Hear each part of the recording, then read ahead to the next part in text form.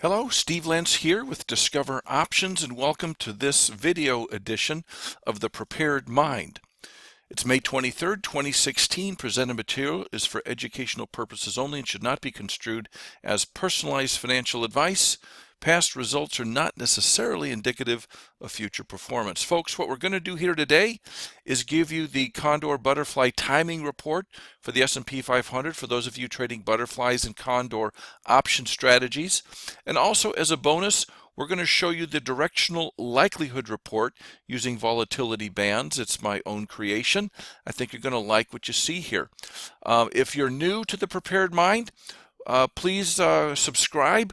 You could click the button below and subscribe to the Prepared Mind, and make sure you're given notice as to when we issue these, typically on a Sunday afternoon or evening.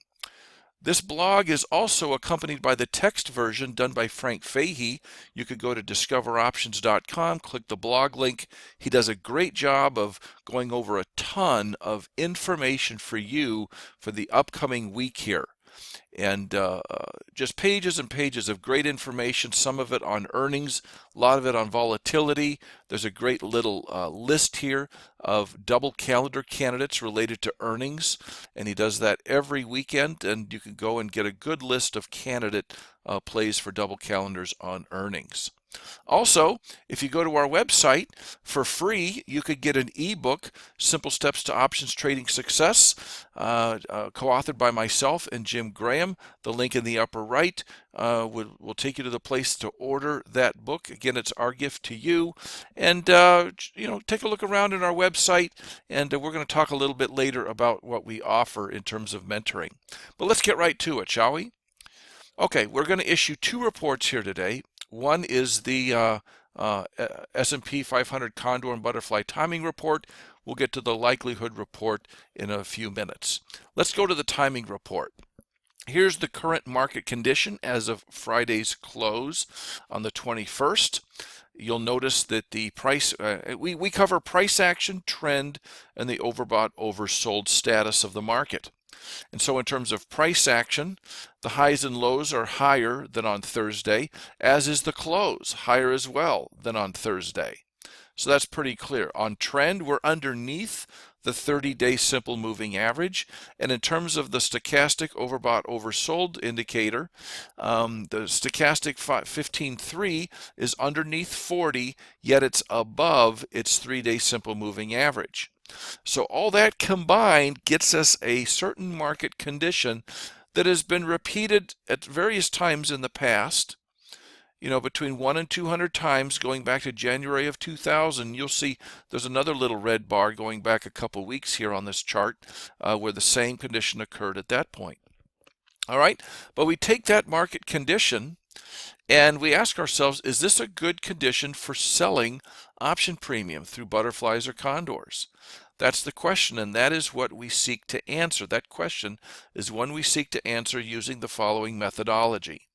Okay, and I'm just showing, this is from a date in the past, but this is the S&P 500, and this is the methodology here. We'd like to first look at the actual percent move from any given close. So we can take any given close, look forward 21 days, and ascertain how far the market moved in terms of the maximum level. All right, then we overlay that with the actual implied volatility, from the options at that particular time. So in this case, let me get my little drawing utensil here if we could. All right, so if we were to take, what does this look like? It looks like about 3.5% or so. So if we were to come to right here, all right, and we were to look forward 21 bars, what's the most that this moved? Well, it rose up to this level and then came back down.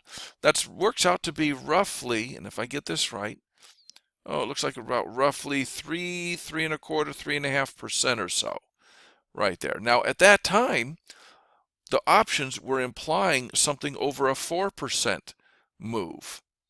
All right, so this particular bar turned out to be quite a favorable bar. Now we're going to get to that in just a little bit and show you how we like to do this, okay?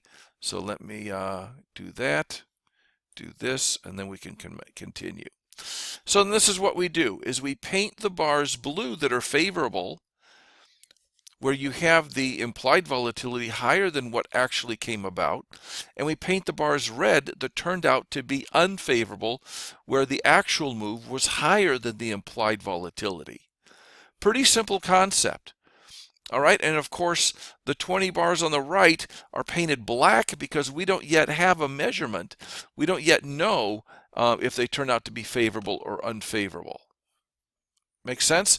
So since January 2000, what percentage of the bars have been favorable for selling premium? That's kind of our benchmark level, our benchmark distribution. So as it turns out, roughly 66.9, roughly 67%, just barely a little over 2/3 of the bars turn out to be favorable for selling premium. A third turn out to be not favorable. All right, and so of those bars, now here's the question on the table. Remember our current market condition, right? We're in a downtrend, stochastics turning up, we had an up bar, etc. Of those bars which align with our current technical condition, that is exactly like what we have today, if we go back to January 2000, of all those bars, 1 to 200 of them or so, what percentage of those turned out to be favorable? Because if all of them turned out to be favorable, wouldn't it be good then to just automatically sell premium, right? If all of them turned out to be favorable, but we have to just go back and look. So here's our current condition. Underneath the 30-day average, stochastic turning up, and the bar turning up. See that? Here's the statistics. Of all those same kinds of bars, going back, 55% of them are favorable, 45% are unfavorable. Interesting. So if you look at this, remember 2/3 or so are just benchmark favorable, but for our current condition, only 55% are. So that means that there is a negative edge to selling premium. It is more likely than usual that today's bar or Friday's bar will turn out to be unfavorable. Okay? There's a 55% chance it's going to be favorable. If you look at the past, 45% that it's going to be unfavorable, which is higher than the 1/3. So, you could still sell premium and you might catch the 55%, but there's a greater chance than normal that this bar from Friday will turn out to be an unfavorable bar if you were to just open a position on Monday using that data. Okay? So, for premium sellers, you may want to back off a little bit. Make sure you're quick on the adjustments. Maybe lower the contract size, something like that. Be more conservative because we could be in for some rough waters here. All right. Now, before we get to the likelihood report, I just want to show you, if you go to discoveroptions.com, we do offer a wonderful little intro course. We call it continuing education, but it's a great way for current mentoring students to continue their education. And it's also a good way for new students who are just trying to try us out a little bit. You can come in here and get a real good taste of what we're all about here. I do a Tuesday morning webinar. It's live, and we archive it. I've done 300 to 400 of these over the years, and we've archived these. And if you like the research that you're seeing today, you're going to really love to go into the archives of the Inside Wire and snoop around for some great topics. Directional strategies, non-directional strategies, volatility studies, all of that in spades. And so check that out, discoveroptions.com, and just check out the continuing ed. All right. Very good.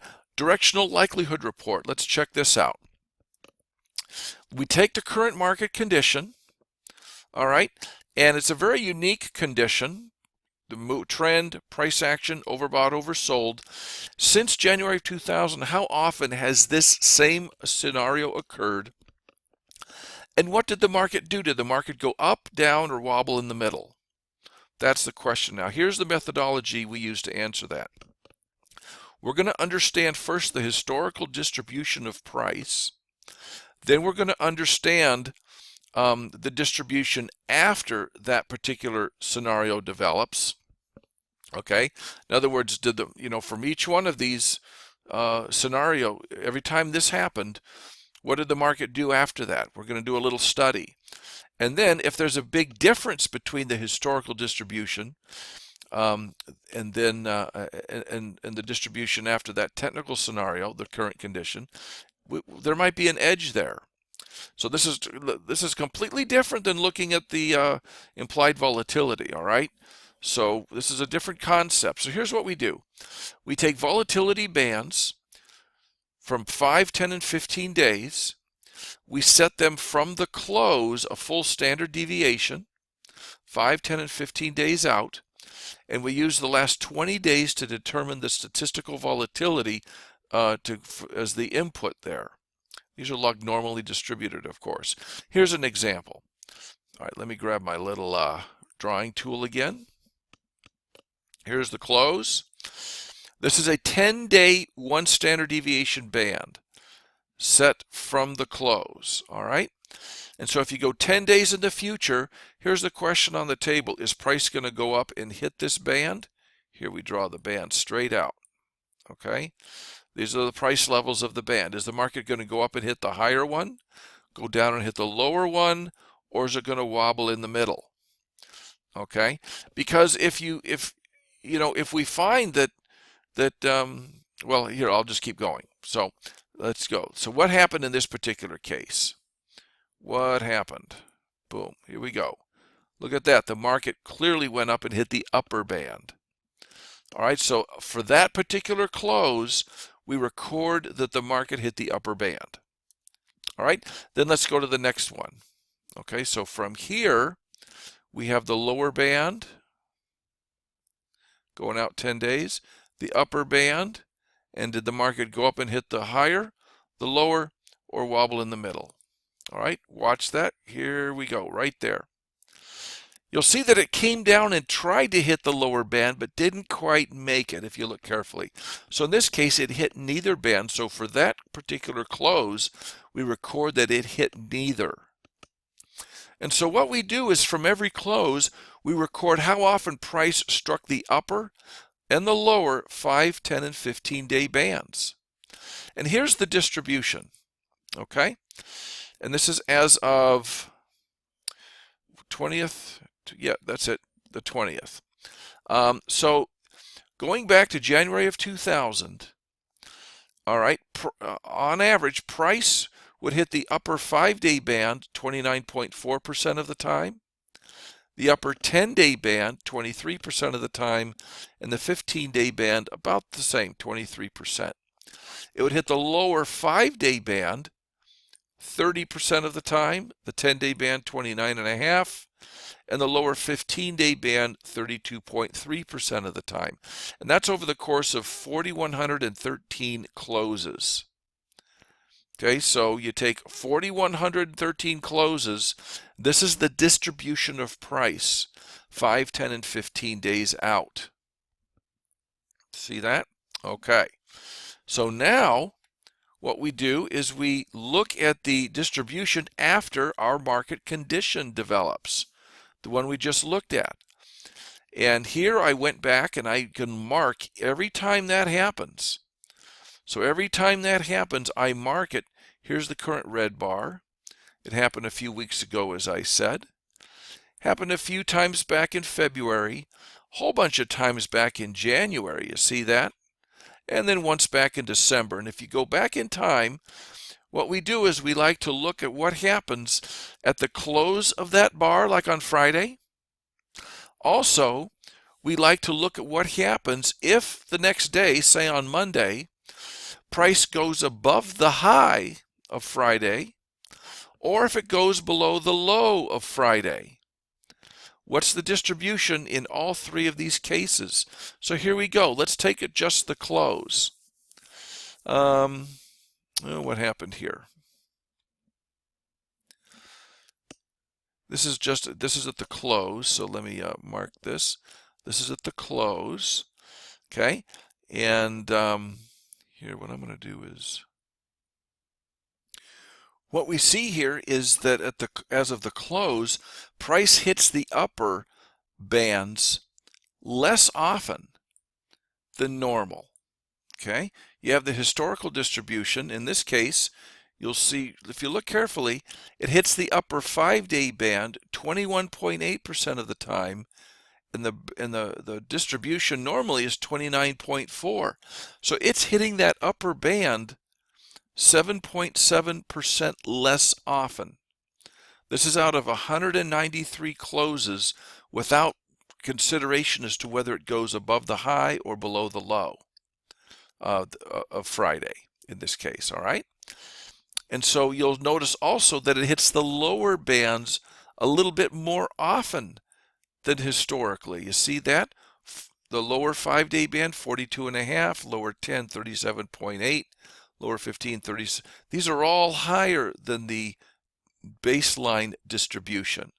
So we're seeing in this particular case a bearish sentiment here. This is so basically, as of Friday's close, we can conclude that there is a stronger likelihood that it'll be bearish than normal. More likely than normal that it'll be bearish. Now, let's go and look at what happens if it happens to go below the, exceeds Friday's high. If it goes above Friday's high, look at this. 134 incidences where it went above the high, okay? And the lower ones got hit more often. Of these 134, 32.1% of them hit the lower 5-day band. See that? But look at also here, the upper bands also got struck a little more often out of these 134. Isn't that interesting? So what does it tell you? What does it tell you when both the upper bands and the lower bands are getting struck more often than normal, than the historical up here? Okay, that means there's higher volatility than usual. From amongst these 134, when it exceeds the high of those situations, okay, there's a greater percentage of those that are the normal that have more volatility. So this is telling us if it exceeds the high, we can look for a little bit more market volatility. That's what the odds are. And more likely than normal to have more volatility. Here we're seeing a little bit of the same thing. If it exceeds the low, then we really have a bearish leaning. You can see here where those lower bands get struck kind of far more often than historically. 17% on the 5, look at that. But also, you'll see that the upper 15-day band gets hit more often, but the other ones don't. So this is still some bearish sentiment here. Overall, we're looking at bearish, a bearish likelihood, with also some greater likelihood of volatility in general coming up. So that's that. Now, sometimes what we like to do is look at these bands in the context of having them rearranged. Instead of using statistical volatility, we'll use implied volatility. Okay, and we like to adjust for the skew, all right, so that the upside volatility is different than the down, or the upside band is closer in than the downside, and that's because of the vertical volatility skew in the options. But you'll see here that implied volatility is generally higher than statistical. Okay, and you can go to the 6-year level there, and you can see that it's implied works out to be higher than the actual volatility. And so when we use implied volatility to set these bands, the bands are set farther away. Therefore, they will get struck less often. Makes sense? So the historical baseline is, of course, going to be a bit lower than using statistical volatility, that these bands on the upside are getting struck 14 to 20, about 15, 20%. The lower bands are getting struck similarly 15 to 20% of the time, instead of up in the 30s like you had with statistical. So we're redefining where the bands are using a skew adjusted VIX. Okay, so this is, instead of using what the market actually does, we're using what the option traders are predicting to set these bands. And similarly, we have a situation where the bearish side, the lower bands, are getting struck more often, coming out of the gate with our current market condition. Price exceeds the high, still leaning bearish, but with some greater volatility, the upper bands are getting struck a little bit more often. And then, of course, if it exceeds the low on Monday, well, then you have a lot more volatility. The lower bands getting struck more often than usual, the upper bands getting struck more often than usual as well. And so you can see at the bottom here the statistical volatility, the upside skew adjusted volatility, and the downside skew adjusted volatility. Okay, so with that in mind, I want us to take a look at the downside volatility of 17.1.